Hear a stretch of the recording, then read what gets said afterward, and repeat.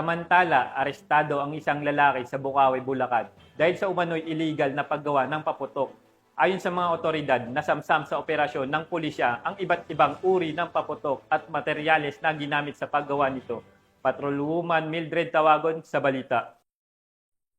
Ng mga tauhan ng Bukawi Municipal Police Station ang isang lalaki dahil sa iligal na paggawa ng paputok sa Sitio Bigunan, Barangay Binyang, First Bukawi, Bulacan nito lamang Lunes ika-27 ng Oktubre taong kasalukuyan.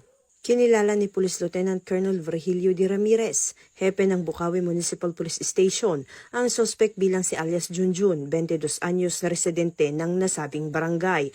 Batay sa ulat, isang concerned citizen ang nagbigay alam sa pulisya hinggil sa iligal na paggawa ng paputok ng suspect nang walang kaukulang lisensya o permit mula sa PNP Firearms and Explosive Office. Kaya't agad na nagsagawa ng verifikasyon ang mga kapulisan at naabutan ang suspect na aktibong gumagawa ng paputok.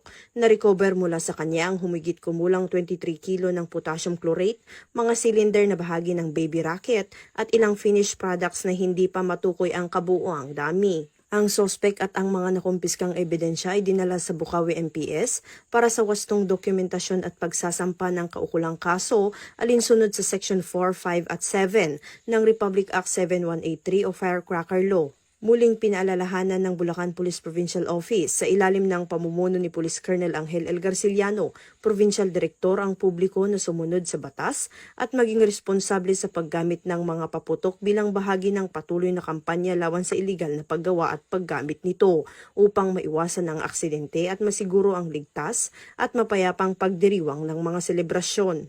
Mula dito sa Bulacan Police Provincial Office, ako ang inyong PNN correspondent, Patrolwoman Mildred A. Tawagon, alagad ng batas, tagataguyod ng Balitang Pulis.